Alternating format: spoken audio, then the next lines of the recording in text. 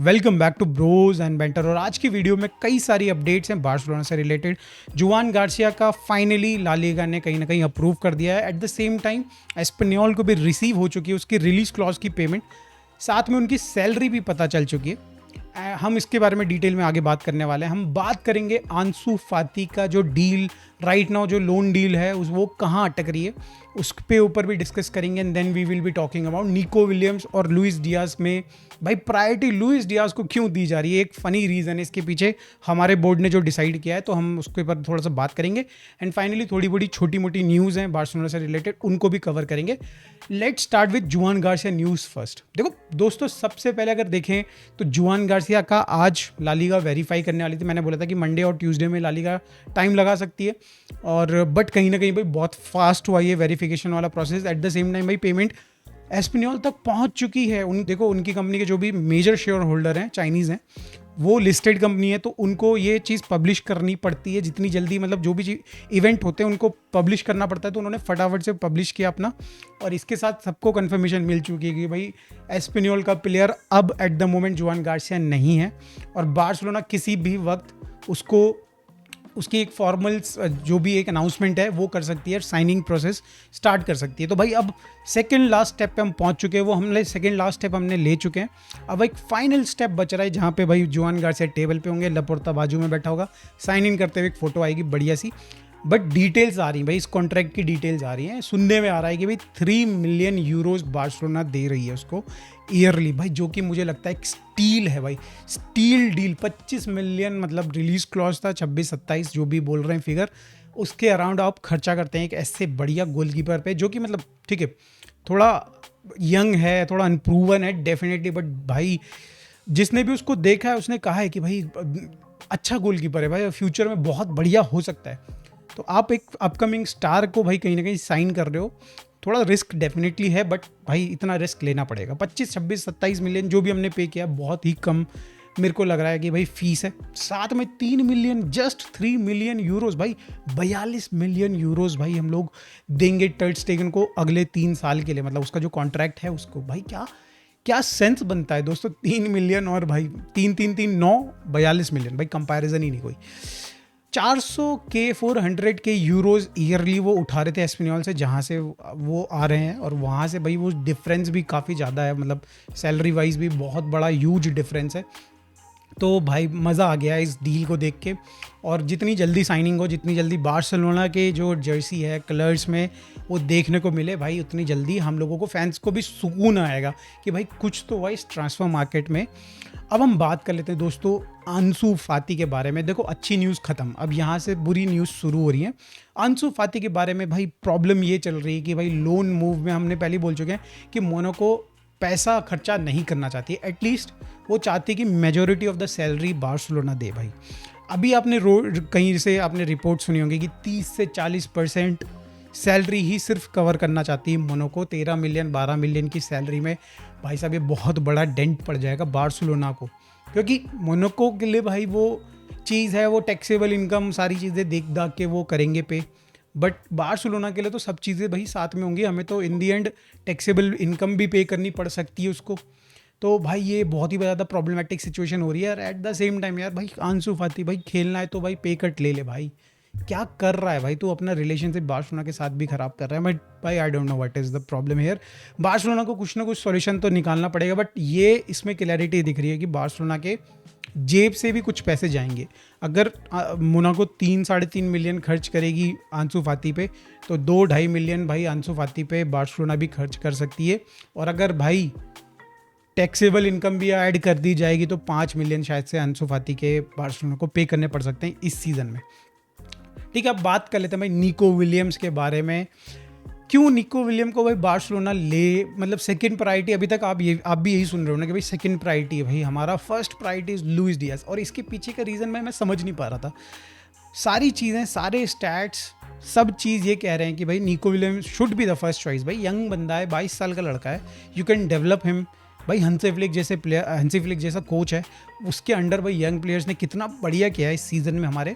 Nico Williams आएगा, वो भी बहुत ही ज़्यादा अच्छा इंप्रूव करेगा। I can vouch for it भाई लिटरली। बट कहीं ना कहीं अगर आप देखो ना, तो रीज़न जो दिया जा रहा है यहाँ पे बोर्ड से कि भाई ये जो क्लब है इसमें बहुत सारे दोस्त खेल रहे हैं, पेड्री, गावी, लामिन यमाल, भाई फरहान, ओल्मो और कुबारसी, बाल्डे, ये सारे बहुत अच्छे दोस्त हैं। 4-5 लोगों का एक बहुत बढ़िया गुट सा बन गया है एकदम, मतलब बहुत ही बढ़िया फ्रेंडशिप हो रखी इन लोगों की। और वो नहीं चाहते कि एक और बंदा जो कि बहुत अच्छा फ्रेंड है इनका वो ज्वाइन करे।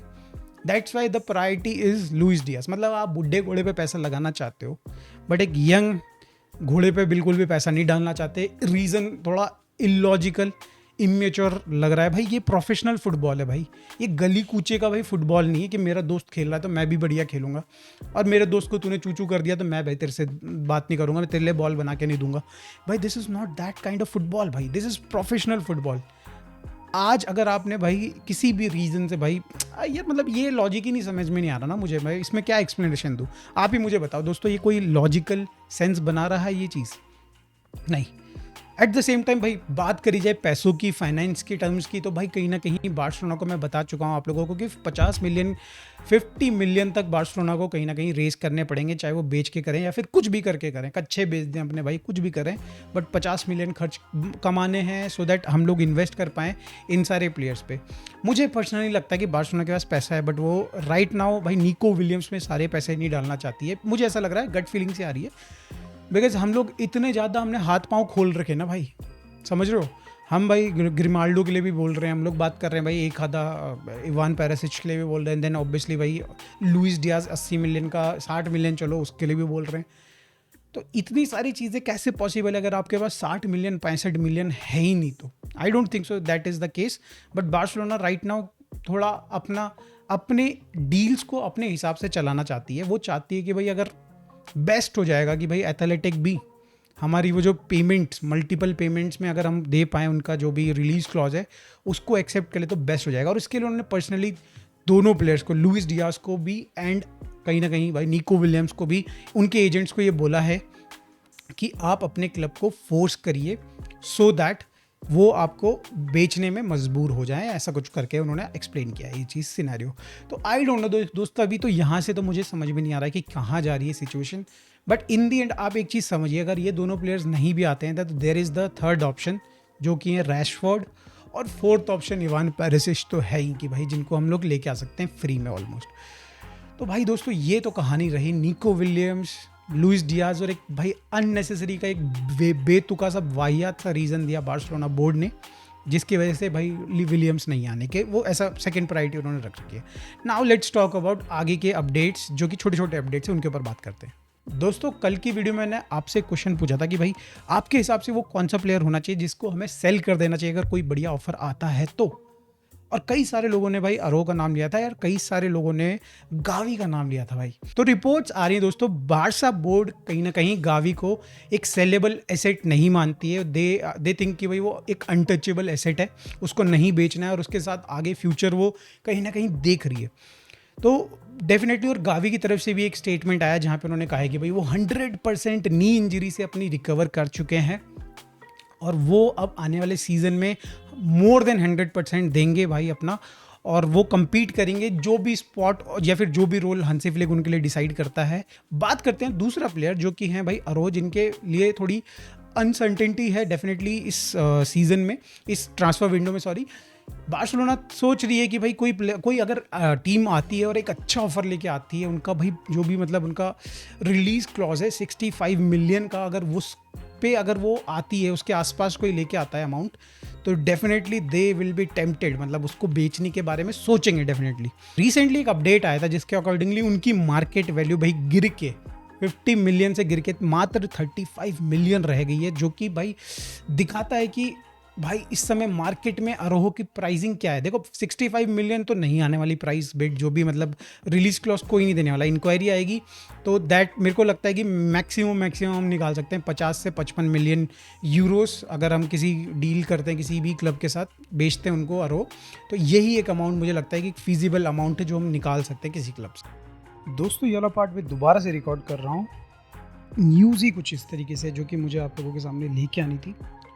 अभी एक अपडेट आ रही है, एक रूमर आ रहा है कि एसी मिलान ने राफेल लियाओ को ऑफर किया है बार्सिलोना को विद अ स्वैप ऑफर। और उनको चाहिए ऑन बिहाफ ऑफ राफेल लियाओ अरोहो। अब देखो ये दोस्तों, मेरे को थोड़ा सा इसके में थोड़ा और डिटेल्स चाहिए, बट कहीं ना कहीं भाई ये जो ऐसी न्यूज़ आई थी, मुझे ये हुआ कि भाई इसको इंक्लूड करना चाहिए। कुछ ज़्यादा इसमें अपडेट्स नहीं आ रही कि क्या उनको पैसा चाहिए थोड़ा और एडिशनल अरोहो के साथ, या फिर it's a player to player swap. अगर ऐसा है तो भाई this is I think one of the best deals out there for Barcelona. हमें एक गुड क्वालिटी प्लेयर भी मिल जाएगा, एंड हमारा भाई अरोहो जो हमें मतलब प्रॉब्लम है कि अभी हमें 60 मिलियन निकाल के देने हैं, वो एक प्रॉब्लम हमारी सॉल्व होती हुई नज़र आ रही है। But then they will be the problem कि भाई एक सेंटर बैक हमें चाहिए होगा, एक एडिशनल जो कि हमारे बेंच को और बेटर करेगा, तो वो एक डील हो जाएगी। बट जैसे इसके ऊपर कुछ जो भी डिटेल्स आती हैं मैं आपके साथ शेयर करता हूँ, but for right now it's I think this is one of the crazy updates. एक और दोस्तों रूमर आ रहा है लेवेंडोस्की से रिलेटेड और बार्सिलोना से रिलेटेड, जहाँ पे बार्सिलोना बोर्ड सोच रही है कि भाई लेवेंडोस्की की सैलरीज इतनी हाई हैं कि उसको एक एक्सटेंशन दे देते हैं और भाई उसकी जो सैलरी है उसको स्प्लिट कर देते हैं उन दोनों साल के अंदर, which I don't think so is very good deal for Barcelona. भाई क्या मतलब समझ में नहीं आ रहा इस चीज़ में। Definitely it will be good for FFP, and अगर आप बात करें भाई वेज बिल में भी काफ़ी बेटर हो जाएगा। बट लेवेंडोस्की जैसे प्लेयर को भाई हमें फुटबॉल खेलना है, हमें भाई अकाउंटिंग नहीं करनी ना, राइट। हमें भाई UCL जीतना है नेक्स्ट सीज़न, और भाई उसमें हमें ऐसे प्लेयर की ज़रूरत है। चलो इस सीज़न में भी हम लोग फिर से एक बार एक अनसक्सेसफुल सीज़न हो सकता है UCL के टर्म्स में, बट नेक्स्ट सीज़न भाई हमको भाई पूरा अपना 100% देना है, एंड फॉर दैट भाई हमें एक यंग बंदा चाहिए।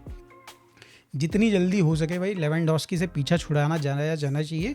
और अगर ऐसा पॉसिबल है कि भाई इस साल ही बेच सकते हो भाई लेवेंडोस्की को, बेच मारो साला, बेच मारो। बट आई डोंट थिंक सो भाई, ये जो रूमर आ रहा है आई डोंट थिंक सो इसमें कहीं सच्चाई है। बट मेरा काम था आप लोगों को बताना कि भाई ऐसी भी उड़ती चिड़िया कुछ बोल के जा रही है, और अगर इस बात में सच्चाई है तो एक आधे दिन में आपको पता चल जाएगा कि लेवेंडोस्की का कॉन्ट्रैक्ट एक्सटेंशन की बातें शुरू हो चुकी हैं। तो दोस्तों आज की अपडेट्स में यही था।